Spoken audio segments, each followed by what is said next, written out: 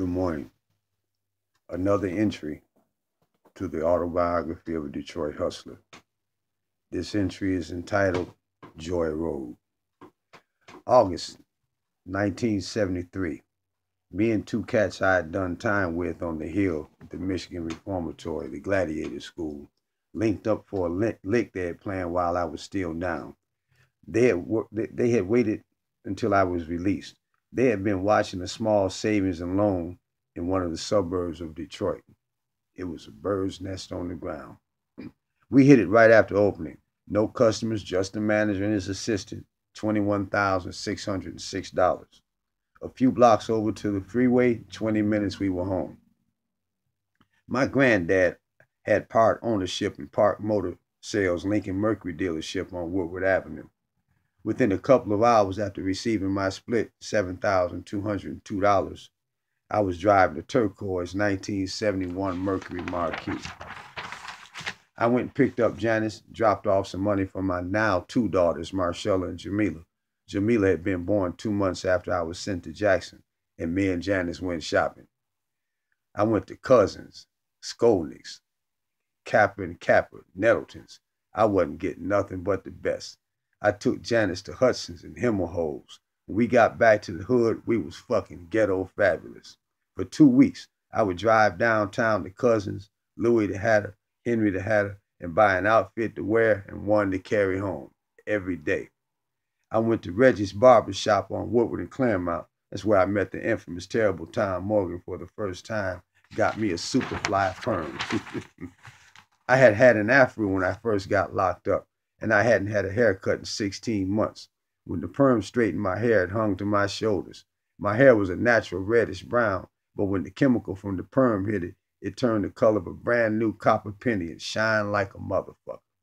I drove to Meyer Jewelry on the corner of Woodward and Avenue and Grand River, right in the heart of downtown Detroit. Got out of my car on Woodward. Everybody knows you can't park on Woodward. I left Janice in the passenger seat with the motor running. I went inside, got fitted for a diamond pinky, a long jean watch with diamonds, $1,200 worth of jewelry.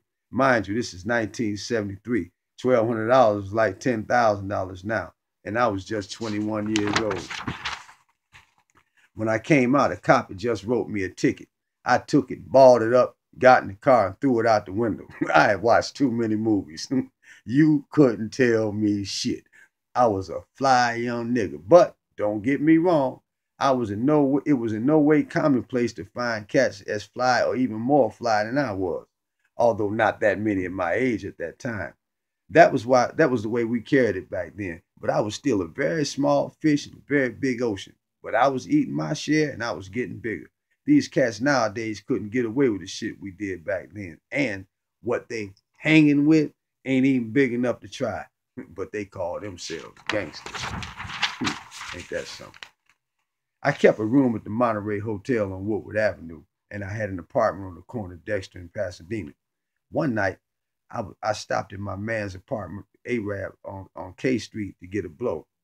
This is what we called him, Arab. The cat's name was really Aaron. I would forever have the utmost respect for this cat. For as far as the game goes, he was true to the game. He was a couple years older than me, a real player who had been getting money in the neighborhood for years selling heroin. We sat, him, me, Janice, his wife, blowing some cane, and he asked me if I considered investing in some of my money, which by now was getting a little low, but he didn't know it. He talked about his wanting to open up a record shop on Joy Road and how it had the potential to make money. It was really only to be a front for him for his other business he was into. For me, it was just a plain front. I've never been interested in selling dope. No offense to anyone who has in the past or who does so now, but I've always seen it as a sucker's move. Why? Selling drugs has too many intangibles. They cost you in too many ways. Let's look at it. One, you got to watch out for the stick-up man and the one who sets you up for the stick-up man. I know. I was the stick-up man. The setup always comes from someone you trust. For instance, your friend, your partner, your woman, your customer, and then you ain't guaranteed to live through it. Number two, the police. Self-explanatory. And back then, the police and the stick-up man could be and would be one and the same. And again, you ain't guaranteed to live through it. Number 3, the customer who gets knocked with the dope after leaving your spot and flips on you could lead to the police / stick-up man again. And again, you ain't guaranteed to live through it, or it could be a legitimate bust. Now you're going to lose everything for bond money, lawyer fees, and still go to jail. And your money and your woman is gone. Fuck all that. Plus, I could never sit still long enough to sell drugs successfully anyway. I didn't like having to wait for my money to come to me. I was a go-getter, and I went and got it. We opened the record shop, Redskin Rapsky's record shop on the corner of Joy Road and Otsego. If you ride down Joy Road now, it doesn't even give you the slightest inclination of the Joy Road back in the day. Joy Road was a thriving, bustling thoroughfare with stores, shops, a bar on every block from Grand River to Linwood, and everything on Joy Road made money. Detroit in those days was voted the best dressed city in the nation, and some of the sharpest motherfuckers in town could be seen on Joy Road. There was no telling who you would see on Joy Road. Musicians, all the bars had live music, Motown artists, pimps, number men, players, hustlers, gangsters, Cadillacs, Lincolns, Buicks, Thunderbirds parked everywhere, and women, women, women. To see Joy Road now, know what it was back then, is enough to bring tears to your eyes. There were no vacant lots or empty storefronts. There were apartment buildings, drugstores, restaurants, 2 supermarkets, and a recording studio. At night, the traffic was bumper to bumper, especially on weekends, and the street was lit up like a little Las Vegas, even in 1973. But it was starting to decline by then, but not by that much. Arab and I rented a storefront on the corner of Joy Road and Otsego, paid a neighborhood carpenter, who was later killed on some real petty shit, to carpet, panel, and paint. We bought display cases, went to the wholesale place that used to be on the corner of 7 Mile Littlefield called What It Is, and bought posters, black lights, and statuettes, some for sale, some for decoration. We bought weed paraphernalia from Reggie's Flings and things on Livernois and Fullerton. Reggie's the dude I'll talk about later. And all the latest music, LPs and 45s from a record distributor, and open shop. Arab was selling heroin, and I was selling weed. But as I said, I wasn't into selling shit and didn't do as well as I should have or could have, at least not with weeds, but you'll find that out later. As I mentioned earlier, I had graduated from the stick-up game. This is how and what happened. For some reason, I no longer recall, I had purchased a money order for $5 and had it inside an envelope to be mailed. I had that envelope with the $55 money order inside a newspaper, which I had folded in half, placed under my arm so as not to bend the envelope. I stopped at another store to purchase some other various items, and decided as long as I'm here at this store, I may as well get a money order for my rent, which was at the time $150 while I was there. I went to the counter. I placed a folded newspaper on the counter and asked for a money order for $150. I already had an empty envelope in my hand in which to place the $150 money order in. The clerk returned with a $150 money order and requested payment for $150.50, which I had or thought I had in my hand at the time. I handed the clerk the money because I had already counted it at the previous store I was in earlier, and he handed me the $150 money order. I placed the $150 money order in the empty envelope, stuck it inside the folded newspaper along with the envelope which contained the $5 money order. The handful of money I had given the clerk contained quite a few $1 bills taken from the cash register at the shop, which by now he's finished counting. And to my surprise, he informs me that I was $2 short.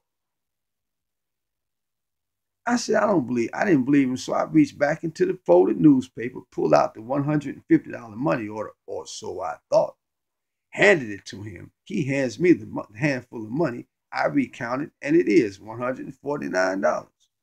I tell him, hold on, man. I got some money in the car. He puts the envelope down. I pick up the newspaper, go to the car, only to realize I've left my money on the dresser in the apartment, so I pull off on my way home to get it.